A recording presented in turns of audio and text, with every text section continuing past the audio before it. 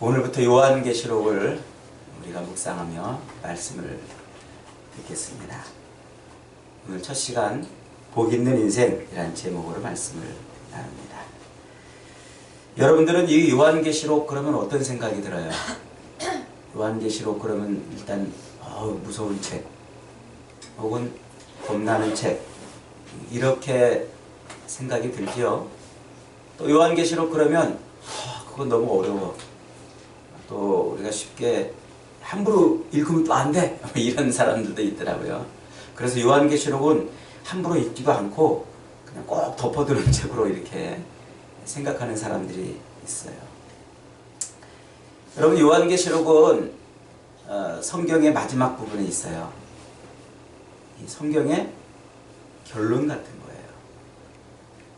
요한계시록은 우리가 제대로만 이해하면은요, 정말 우리 오늘 이 시대 지금 이 순간을 살아가는 우리에게 너무나 은혜가 되는 말씀이고, 또 믿음으로 산다는 게 무엇인가, 또 우리가 지켜야 될 믿음, 우리가 붙들어야 될 그 믿음이 무엇인가, 그리고 이 땅에서 정말 우리가 믿음을 지키면 살기 위해서는 어떻게 해야 되는가 하는 것을 아주 정확하게, 너무나 정확하게 보여주는 성경이 바로 요한계시록입니다. 자, 우리 1장 1절 다시 한번 같이 읽어볼까요? 시작. 예수 그리스도의 계시라. 이는 하나님이 그에게 주사 반드시 속히 일어날 일들을 그 종들에게 보이시려고 그의 천사를 그종 요한에게 보내어 알게 하신 것이라. 이 계시의 말씀이 누구 거라고요? 예수 그리스도. 예수 그리스도의 계시라고요. 그것을 요한이 기록을 한 거예요. 기록한 거. 그래서 이것은 요한계시록이 아니라 사실은 예수 그리스도의 계시인 거죠. 그래서 예수님께서 요한에게 뭔가를 보여주고 그걸 기록해라 이렇게 했다는 거예요. 왜 그래? 왜 그렇게 기록하라고 그랬냐면 반드시, 그리고 속히 일어날 일들을 누구에게? 그 종들에게 알게 하려고, 그 종들에게 알게 하려고 그 일을 기록하게 했다는 거예요. 그러니까 오늘 우리에게 반드시 그리고 속히 일어날 일들을 알게 하시려고 요한에게 보여준 거예요. 그리고 요한으로 하여금 그것을 기록하게 했다 하는 것이죠. 이 요한계시록을 어렵다 혹은 요한계시록을 무섭다 이렇게 말하는 말들은 사탄이 만든 거짓말이에요. 요한계시록은 너무 쉬운 책이에요. 쉬워도 너무 쉬운 책이고, 또 요한계시록은요, 우리 그리스도인들이 매일매일 붙들고 살아야 될 귀한 말씀이에요. 그런데 이 요한계시록을 어렵다 혹은 무섭다 그렇게 이미지를 심어놓으니까 성도들이 이 요한계시록을 잘 안 봐요. 잘 안 보니까 어떻게 됩니까? 오늘날 우리가 이 영적인 이 싸움을 싸워야 되는, 이 믿음으로 살아야 되는 이 삶을 제대로 못 살아내는 거예요. 그 믿음으로 사는데 실패하게 만드는 거예요. 그게 사단이 가장 바라고 원하는 것 아닙니까? 우리 성도들이 믿음으로 사는데 실패하게 하는 것. 우리 성도들이 하나님을 붙들고 예수 그리스도를 믿는 그 믿음 하나 붙들고 세상에 나가서 승리하며 사는 것을 가장 싫어하는 게 사탄이잖아요. 그래서 사탄은 우리로 하여금 가급적이면 기도하지 않게 하고, 말씀 보지 않게 하고, 가급적이면 예배드리지 않게 하고, 하나님에게서 점점점 멀어지게 만드는 거예요. 왜 그래요? 그게 사탄이 우리를 그렇게 미혹하기 때문에 그렇다는 거죠. 요한계시록이 왜 쉬우냐? 첫째로는 이거는 전쟁 매뉴얼이에요. 한번 따라합시다. 요한계시록은 말세를 사는 성도들의 전쟁 매뉴얼이다. 여러분 전쟁에 우리 성도들을요, 요한계시록은, 아니 성경 전체는 우리 성도들을 말세를 살아갈 때 믿음으로 싸움을 싸우는 군사라고 이렇게 표현해요. 말세는 예수님이 이 땅에 오신 초림, 마곡간에 이 땅에 오신 초림부터 다시 오실 재림 때까지를 말세라고 해요. 그러니까 지금 저와 여러분은 지금 말세를 살고 있는 것이에요. 말세라고 하는 이 마지막 때를 지금 살고 있는 거란 말이죠. 이 마지막 때 우리 성도들을 어떤 사람으로 묘사하고 있다고요? 군사로 묘사하고 있다. 군인으로 싸움을 싸워야 되는. 그래서 실제로 이 요한계시록은요, 이 세상, 이 말세를 살아가는 성도들의 삶을 네 가지 전쟁으로 표현을 해요. 네 가지 전쟁. 앞으로 이제 우리가 요한계시록을 공부하면서 이것을 공부할 텐데 너무 쉬워요. 너무 쉬워. 요한계시록이 이렇게 쉽구나. 이 네 가지 전쟁을 이해하면은요, 오늘날 우리가 싸워야 되는 싸움이 무엇인지, 그리고 싸움의 대상이 누군지도 분명히 알게 되죠. 그러니까 우리는 오늘 이 말세, 이 마지막 때의 전쟁터에 나가서 전쟁하는 군인이란 말이에요. 그런데 그 전쟁하는 군인들에게 준 이 전쟁 매뉴얼이 아주 복잡하고 어렵다고 생각해 보세요. 적군이 어떻게 공격할 때는 어떻게 피하고, 어떻게 방어하고, 어떻게 공격을 해야 되고, 또 총이 망가졌을 때는 어떻게 하고, 이런 것을 이 매뉴얼에다 잘 적어놨는데, 이제 이 매뉴얼을 펴가지고 봐야 될 때 딱 펴봤는데 너무 어려워. 그럼 어떻게 전쟁해요? 너무 쉽게 돼 있어요. 딱 보는 순간 아하, 딱 보는 순간 아하 하고 거의 직관적이다 싶을 만큼 이 요한계시록은 우리에게 그렇게 믿음의 삶을 소개하고 있단 말이에요. 그래서 요한계시록을 제대로 이해하면 오늘날 우리가 누구랑 싸우는지도 분명하게 알고 어떻게 싸워야 되는지도 금방 알기 때문에 오늘 이 성도들의 삶은 더 풍성해지고 더 견고해지고 승리하는 삶을 살게 되는 거예요. 그래서 요한계시록을 자꾸 우리가 묵상해야 돼요. 그 다음에 두 번째로 요한계시록이 어렵게 느껴지는 이유가 실제로 어떤 이단들이나 이런 데는요, 요한계시록을 굉장히 무섭게 가르쳐요. 막. 어렵고 무섭게. 그래가지고 우리가 요한계시록은 진짜 무서운 책이라고 은근히 그렇게 이해를 해요. 그래도 요한계시록 한번 뚝 떠들어보면은 진짜 무슨 말인지 모르겠어. 어려운 것 같아요. 이렇게 이해가 돼요. 그래서 요한계시록을 무서운 책 혹은 어려운 책이라고 이해하는데 그렇지 않아요. 요한계시록은 은유로 되어 있어요. 뭘로 되어 있다고요? 은유. 은유라는 말 아시나요? 네. 우리가 흔히 쓰는 은유 중에, 학교에서 배운 은유 중에 이런 은유, 뭐 일상적으로 쓰는 은유 중에 이런 은유가 있어요. 여자는 흔들리는 갈대다. 여자가 실제로 갈대인가요? 그런데 여자가 실제로 갈대는 아니잖아요. 그런데 그 아주 조그만 바람에도 살랑살랑 흔들리는 그 흔들림을 여자의 그 헷가닥 하는 마음에다가 딱 연결을 시켰어요. 그랬더니 여자가 한 방에 이해되는 거예요. 또 그와 반대되는 은유가 하나 있죠. 남자는 늑대다. 남자가 실제로 늑대는 아닌데 그 늑대, 그 먹잇감을 발견하면 침을 질질 흘리면서 집요하게 공격을 하는 그 늑대에다가 딱 비유를 해놓으니까 남자가 한 방에 이해가 돼요. 그 속성을 연결하는 거예요. 속성. 예수님의 말씀 중에도 이런 은유들이 굉장히 많이 나와요. 너희는 세상의 빛이라. 우리가 진짜 빛인가요? 그런데 빛은 아니지만은 그러나 빛의 어떤 속성을 가지고 있는 존재라고 우리를 설명하는 거예요. 너희는 세상의 소금이다. 우리 성도들의 그 존재, 그 존재의 목적과 속성을 그대로 빛과 소금의 속성하고 연결시키니까 우리 성도들이 세상에서 어떻게 살아야 되는지가 금방 명확하게 드러나잖아요. 이런 걸 은유라고 그래요. 메타포. 그래서 요한계시록을 읽으면요, 이 메타포를 가지고서 요한계시록을 읽으면은 박수를 칠 수밖에 없어요. 이게 그런 뜻이었구나. 이게 이런 뜻이었구나. 요한계시록은요 이런 메타포를 가지고 쓰는데 이 메타포가 어려운 메타포가 아니에요. 쉬운 은유들을 갖다가 써요. 쉬운 은유들을. 예전에 제가 부목사로 있던 교회에서 이제 운동장 예배를 드렸어요.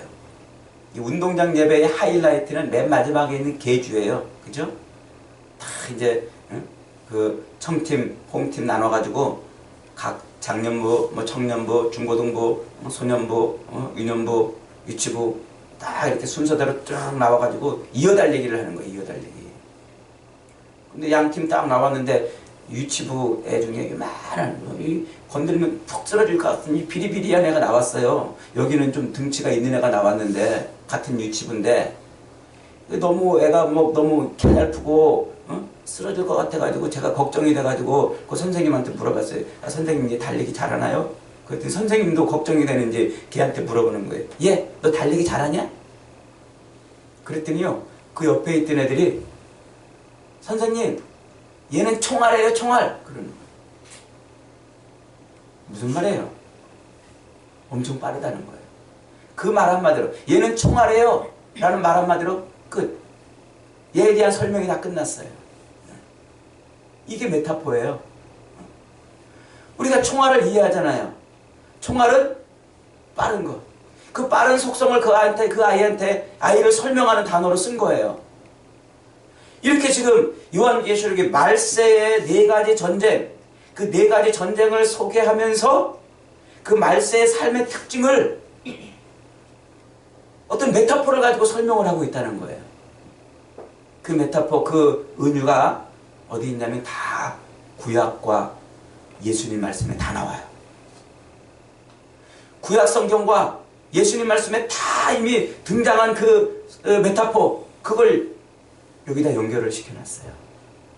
그렇기 때문에 읽어보면은요, 구약 성경을 가만히 읽어보고 이 요한계시록을 읽어보면 이게 슥 연결이 돼가지고 계시록이 쉽게 이해가 되는 거예요. 그래서 계시록은 쉬울 수밖에 없어요. 성경의 결론이잖아요. 모든 성경의 결론이기 때문에 이게 어려우면 이게 무슨 암호처럼 해놨으면 어떻게 우리가 이해할 수 있겠습니까? 그 다음에 또 계시록이 또 어렵게 느껴지는 이유가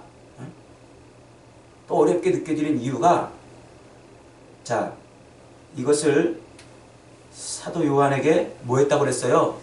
보여줬어요. 예수님이 사도 요한에게 반드시 그리고 속히 될 일을 보여준 거예요. 요한은 그것을 봤어요. 그 본 것을 글로 써놨어요. 자기가 영상으로 본 것을 글로 풀어놨으니까, 그림으로 본 것을 글로 풀어놨으니까 얼마나 힘들겠어요. 우리가 이해할 때. 여러분 피카소의 그림을 여러분 글로 쫙 풀어놨다고 생각해 보세요. 금방 이해가 되세요? 제가 무슨 그림을 하나 말로 지금 설명해 볼 테니까요. 한번 떠올려 보세요. 그게 무슨 그림을 지금 말하려고 그러는 건지. 바깥에 붉은 원이 하나 있습니다. 그리고 그 붉은 원 안쪽으로 흰 원이 또 있습니다. 그리고 그 또 흰 원 안쪽으로 처음 붉은 원보다 4배나 두꺼운 또 붉은 원이 또 있습니다. 그리고 그 가운데 검은 그림자가 하나 있는데 마치 달리는 자동차처럼 생겼습니다. 그 붉은 원 중앙을 가로질러서 비스듬하게 굵은 선이 하나 지나갑니다. 중간은 휘었습니다. 그리고 끝에는 뾰족한 화살 모양이 그려져 있습니다. 지금 내가 뭘 설명하고 있는 걸까요? 교통표지판, 추월금지 표지판이에요. 여러분들이 그 그림을 딱 보는 순간, 제 설명을 듣다가 이해가 안 되다가 그림을 보는 순간 막 웃었을 거예요.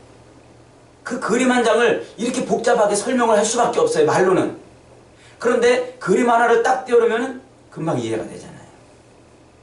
이게 요한계시록이에요. 요한계시록은 그 그림을 요한이 자기가 본 그림을 말로 풀었기 때문에 어렵게 느껴질 수 있어요. 그러니까 우리가 그 그림을 한 번이라도 봤다면 이해가 쉽겠죠. 그런데 기가 막히게도 이 그림들이 이미 다 어디 나왔다고요? 구약과 예수님의 말씀에 다 나왔어요. 그래서 이 구약 성경과 예수님의 말씀에서 이미 다 한 번씩 사용했던 떠있던 그림을 요한계시록에서 그 그림을 설명하기 때문에 너무나 쉬운 거예요. 너무나 쉬운 거예요.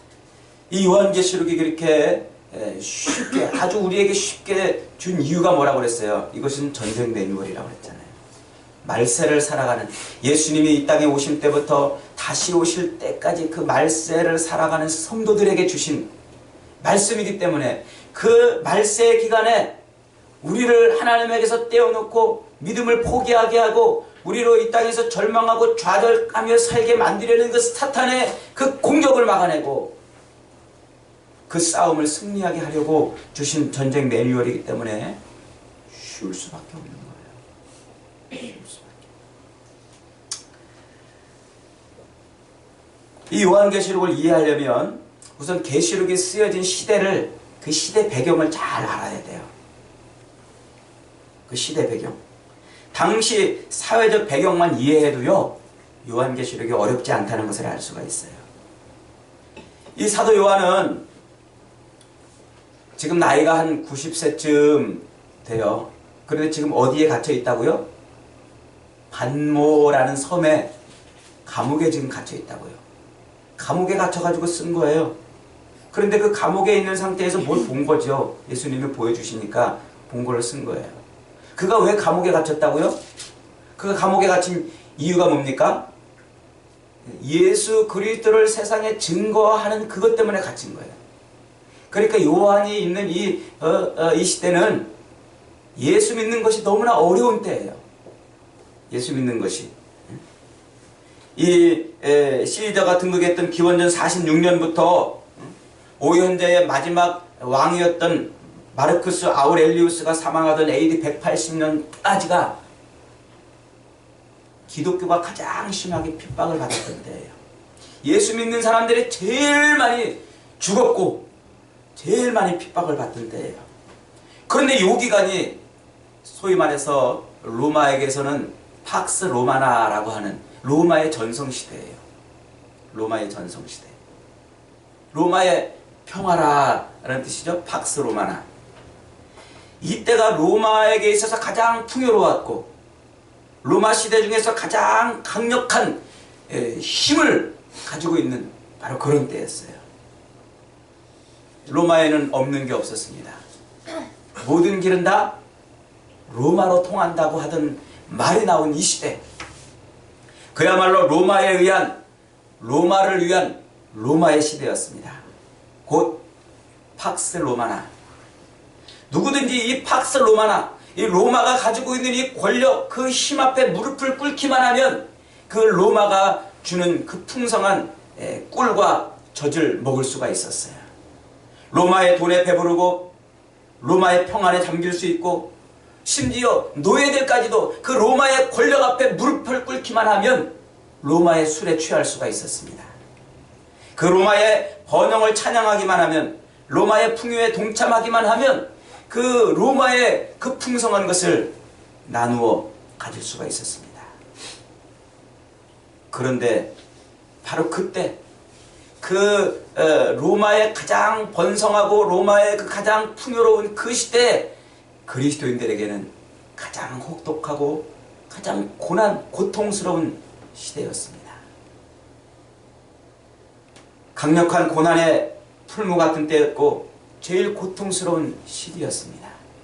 그 중에서도 사도 요한이 지금 이 계시록을 기록하고 있는 바로 이때 이 로마 황제 도미티아누스의 시대에 가장 강력한 핍박이 있었어요. 예수 믿는 것이 발각되기만 하면 사자굴에 던져지고 경기장에 던져져서 짐승에게 쫓기고 혹은 그냥 화형을 당하거나 혹은 처참하게 죽어야만 했습니다. 그러니 그리스도인으로 살아간다는 것이 그때는 얼마나 고통스럽고 어려운 것인지 알 수가 없었어요. 그 당시에 이 로마의 풍요로운 삶을 누리려면 그 로마의 경제권에 들어가야 됐어요. 주로 로마의 경제는 상인조합에 의해서, 길드라는 상인조합에 의해서 이제 움직여지는 것인데, 그 로마의 경제권에 들어가려면 무슨 가입 의식 같은 게 필요했어요. 가입 의식 같은 게. 그것은 반드시 로마의 여신에게 절을 해야만 했어요. 로마의 여신에게. 그 로마의 경제를 쥐고 있는 그 신이 로마의 여신이라고 로마인들은 생각을 했어요. 그래서 자기들이 물건을 사고 팔고 경제활동을 하는 이 모든 것들에게 풍요를 주는 그 로마의 여신에 항상 경배를 해야만 했다는 거죠. 오늘날로 말하면 직장 같은 데서 고사 지내는 것 같은 거예요. 뭔가를 할 때 고사 지내잖아요. 그 고사 지내는 것 같은 이 제사의식을, 이 예식을 행해야만 했단 말이죠. 뭐 그 당시 사람들에게, 로마인들에게, 그 로마의 풍부한 젖과 꿀을 먹는 사람들에게는 그 여신에게 경배하고 절하는 것이 뭐가 문제가 되겠어요? 아무런 문제가 될 이유가 없어요. 그러나 그리스도인들에게는, 우상을 섬기지 말아야 할 그리스도인들에게는 그것은 너무 고통스러운 일이었어요. 로마의 번영을 누리는 사람들에게는 그저 통과 의례 정도, 자연스러운 절차지만은 그리스도인들에게는 그것은 건널 수 없는 강인 것이었어요. 그래서 어떻게 합니까? 그들은 별 수 없이 로마의 시장 안으로 들어갈 수가 없는 거예요. 그들은 로마의 경제 안으로 들어갈 수 없고 그저 밖으로 돌면서 굶주린 배를 움켜쥐고 산으로 혹은 땅속으로 숨어 들어가야 할 수밖에 없는 것이죠. 세상 사람들은 아무렇지도 않게 정말 별로 아무런 문제가 되지 않는 그 일이 그리스도인들에게는 목숨을 거는 그런 일이 될 수밖에 없었다는 거예요. 대부분의 로마인들에게는 광명한 대낮 같은 그 팍스 로마나가 그리스도인들에게는 막막하고 캄캄한 밤이었어요. 이때가 지금 요한계시록에 쓰여지는 때예요. 그러니 그 시대를 살고 있는 성도들은 얼마나 고통스러웠을까요? 내가 예수 믿는 것을 포기할까? 예수 믿는 것을 포기하면 그 로마의 그 번영을 함께 누릴 수가 있는데, 예수 믿는 것 때문에 땅속으로 숨어 들어가야 했고 산속으로 피해 도망을 다녀야만 했습니다. 그 로마의 황제 앞에 무릎을 꿇지 않고 경배하지 않는 그리스도인들에게는 로마의 번영과 로마의 풍요는 그저 그림의 떡이었던 것이죠. 그러니 그 당시를 살고 있는 그리스도인들에게는 이것이 그저 간단한 문제가 아니었던 거예요. 간단한 문제가. 사도 요한도 지금 황제 숭배를 거부했다가 반모섬이라는 곳에 지금 유배당한 상태 아닙니까? 1장 9절에서 이렇게 말합니다. 나 요한은 너희 형제여 예수의 환난과 나라와 참음에 동참하는 자라. 하나님의 말씀과 예수의 증거를 인해서 반모섬에 갇혔다고 지금 말하잖아요. 이렇게 그리스도인들에게는 팍스 로마나의 젖과 꿀이 그들에게는 그저 그림의 떡에 불과했던 겁니다.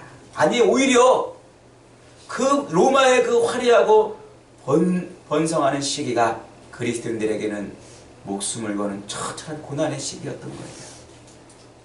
그런 그리스도인들, 그런 처절하고 예수를 믿기 위해서 목숨을 걸어야만 할 수밖에 없는 그 그리스도인들을 위로하고 그들에게 격려하고 그들을 일으켜 세우고 그들로 하여금 믿음을 포기하지 말게 하려고 쓴 책이 바로 요한계시록이에요. 세상에 나가서 그 번영을 함께 누리지 않아도 얼마든지 이 땅을 믿음으로 살 수 있다고 가르쳐주는 것이 요한계시록이란 말이죠. 팍스 로마나가 펼쳐놓은 그 화려하고 풍요로운 세상에 들어가 살지 못한다 하더라도 이 땅에서 비록 목숨을 지키기 위해서 쫓겨다니고 숨어다니고 피해다니고 그렇게 산다 할지라도 그 삶이 하나님이 받으시는 가장 아름다운 삶이라고 요한계시록은 말해주고 있는 거예요. 요한계시록은 천둥 같은 소리로 우리 성도들에게 외치는 것입니다. 믿음을 포기하고 예수 그리스도의 이름을 감추고 예배하지 않고 기도하지 않고 말씀 묻지 않고 조금만 세상에 발을 걸치기만 하면 풍요롭고 얼마든지 잘 먹고 잘 살 수 있다고 가르치는 그 사탄의 속삭임에 흔들리는 성도들에게 천둥 같은 소리로 가르치는 거예요. 그것을 과감하게 끊어버리라는 것이죠.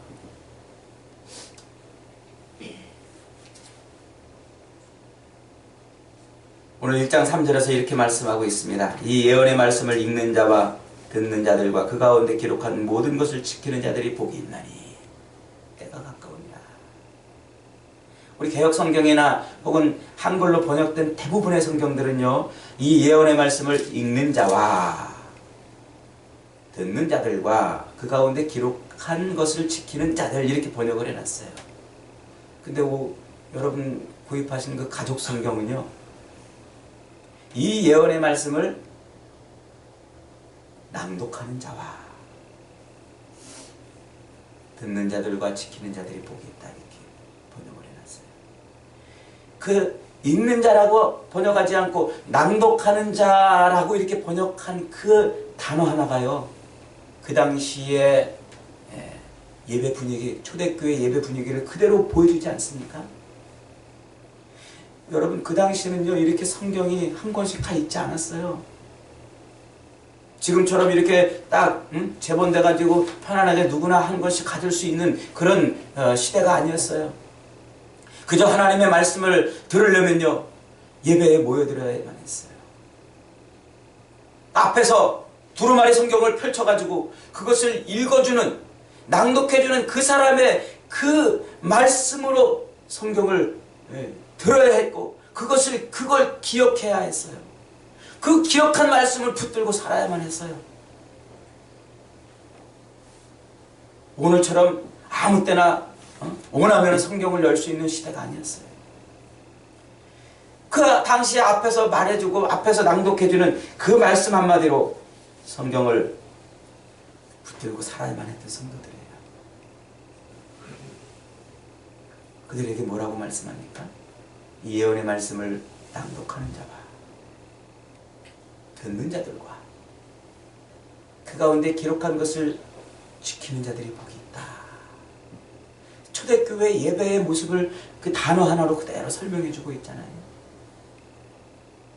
여러분 오늘날 우리는요 너무나 행복해요. 너무나 편안하고 너무나 쉬워요. 아무 때나 원하면 성경 말씀을 펼쳐볼 수 있어요. 그런데도 왜 우리는 그 당시에 목숨을 걸고 신앙생활을 해야만 했던 그들만큼 우리는 신앙생활이 안 되는 걸까요? 우리는 아무 때나 이렇게 주님을 만나고 부르짖고 예수 믿는 것을 세상에 자랑하고 드러내도 누가 뭐라는 사람도 없는 이때에 왜 우리의 믿음은 그들만큼 왜 안 되는 것일까요?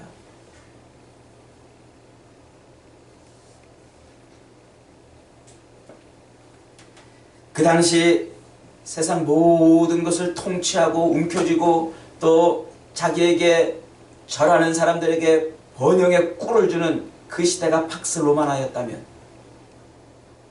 오늘 이 시대는 팍스 아메리카나입니다. 미국이 주도해서 끌고 가는 이 자본주의, 돈으로 모든 것을 할 수 있다고 하는 이 시대, 그 세상에 돈이 주는 부와 명예와 권세와 쾌락을 얻으려고 우리의 믿음을 팔아서라도 그 세상 것을 움켜쥐려고 하는 바로 이 시대. 오늘 저와 여러분이 지금 이 시대를 살고 있는 거예요. 이 시대를. 공중권세 잡은 사단의 영향력 아래에 있는 세상은 너무나 악하고 너무나 부패되어 있어요. 그래서 모든 것을 다 돈으로 하려고 하고 그 앞에 무릎만 꿇기만 하면 모든 것을 다 줄 것처럼 그렇게 우리를 속삭입니다.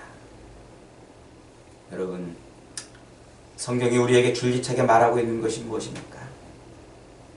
성도들이 이 땅을 살면서 자기의 믿음과 경건을 지키며 하나님을 예배하는 것보다 더 가치 있는 일이 없다라고 우리에게 가르쳐주고 있어요.